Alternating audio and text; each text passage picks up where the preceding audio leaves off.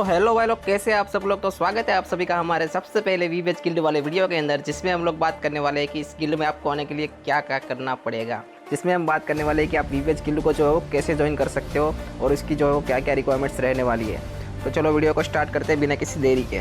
तो चलिए शुरू करते हैं। सबसे पहले तो मैं आपको अपना गिल्ड दिखा देता हूँ, जिसमें हमारा जो नेफ वॉरियर गिल्ड है उसका मैं आपको इंट्रोड्यूस कराता हूँ। सबसे पहले तो ये रहा हमारा गिल्ड, देख ही सकते हो आप लोग सारे ही बंदे जो है। और ये रहा हमारा गिल्ड लीडर ऋतिक भाई, जिसकी आईडी आप देख ही सकते हो, एकदम मस्त तरीके से। देखो वीवेज है भाई के पास। और इसके बाद मैं आपको दिखाता हूँ ऑफिसर्स लोगों को। ऑफिसर्स को भी आप देख ही सकते हो, कुलदीप भाई है, नितिन भाई है, अर्श भाई है और पवन भाई है। पवन भाई एक्टिंग लीडर है, की आईडी भी मस्त दिख रही है, आप देख ही सकते हो।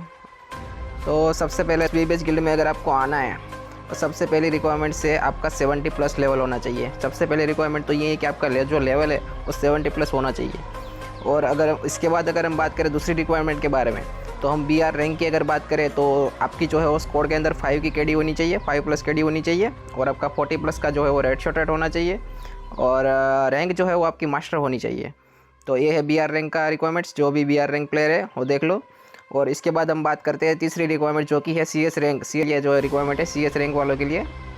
तो CS रैंक वालों के लिए जो है वो 3+ की KD होनी चाहिए CS रैंक के अंदर। और उसमें जो है वो आपका हेडशॉट रेट 40+ होना चाहिए। BR और CS दोनों का हेडशॉट रेट जो है वो सेम है, आपका 40+ का हेडशॉट रेट होना चाहिए, बस इनफ है। और अगर आप लोगों का CS और BR अगर दोनों की रिक्वायरमेंट जो है वो पूरी है, तो फिर आप इस गिल्ड में जो है टेस्टिंग दे सकते हो और रिक्वेस्ट अपनी भेज सकते हो। तो बस CS और BR रैंक के लिए ये रिक्वायरमेंट्स थी। और इसके बाद हम बात करते हैं CS और BR के बाद, अगर ये जो आपकी जो प्रोफाइल की रिक्वायरमेंट्स है जो पूरी हो जाती है, इसके बाद जो सबसे मोस्ट इंपॉर्टेंट जो रिक्वायरमेंट्स है उसके बारे में हम बताएंगे। तो सबसे मोस्ट इंपॉर्टेंट जो रिक्वायरमेंट्स है वो है आपका गेम प्ले। आपका गेम प्ले जो है वो सही होना चाहिए। अगर आपका गेम प्ले सही नहीं होगा तो गिल्ड में आके आप क्या ही करोगे, और आपको लिया भी नहीं जाएगा। तो सबसे मोस्ट इंपॉर्टेंट जो चीज़ है वो है गेम प्ले। तो गेम प्ले के लिए आपको क्या करना पड़ेगा, तो गेम प्ले के लिए आपको जो है 1v2 टेस्टिंग देना पड़ेगा। और 1v2 टेस्टिंग के अंदर आपको 5 राउंड निकालने पड़ेंगे। अगर आपने 5 राउंड निकाल लिए तो आपको गिल्ड में सीधा एंट्री दिया जाएगा। तो सबसे इंपॉर्टेंट जो चीज़ है वो है गेम प्ले।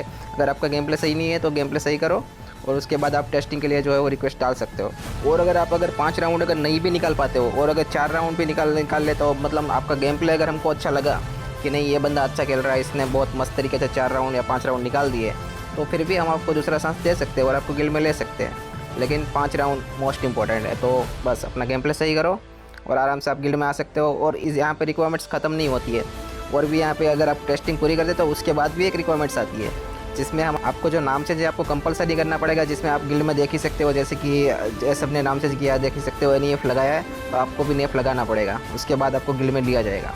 तो गिल्ड में आने के बाद ऐसा नहीं कि यहाँ पे सारी रिक्वायरमेंट्स खत्म हो जाती है। गिल्ड में आने के बाद आपका जो बिहेवियर है वो आपको सही रखना है। ऐसा नहीं कि गिल्ड में आते ही सीधा धड़बड़ाहटी मचा दी, इसके साथ झगड़ा करना चालू कर दिया, गाली गलौज कर लिया, ऐसा नहीं है। अगर गिल्ड में आते ही आपने किसी से झगड़ा बगड़ा कर दिया या फिर फालतू का किसी को बोल दिया, तो आपको गिल्ड से जो है सीधा किक मार दिया जाएगा। तो यही चीज़ है, गिल्ड में आओ, एकदम आराम से रहो, मस्त तरीके से गेम खेलो, गिल्ड वालों के साथ गिल्ड वॉर खेलो, ग्लोरी करो, और आप मस्त तरीके से अपना गेम प्ले दिखाओ, एक फैमिली की तरह गिल्ड में रहो और मज़े करो। तो बस ये सब गिल्ड की रिक्वायरमेंट्स जो है वो, अगर ये रिक्वायरमेंट्स आपकी पूरी है तो आप गिल्ड में रिक्वेस्ट डाल सकते हो।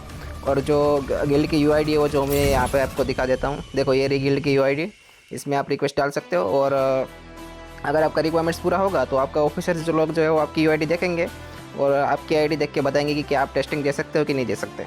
तो बस यही चीज़ है, जो गिल्ड की जो भी इंपॉर्टेंट्स रिक्वायरमेंट्स थी वो सब मैं आपको यहाँ पे बता चुका हूँ। तो चलो आज के लिए इतना ही, मिलते हैं फिर कभी दूसरे वीडियो में, तब तक के लिए टाटा बाय बाय।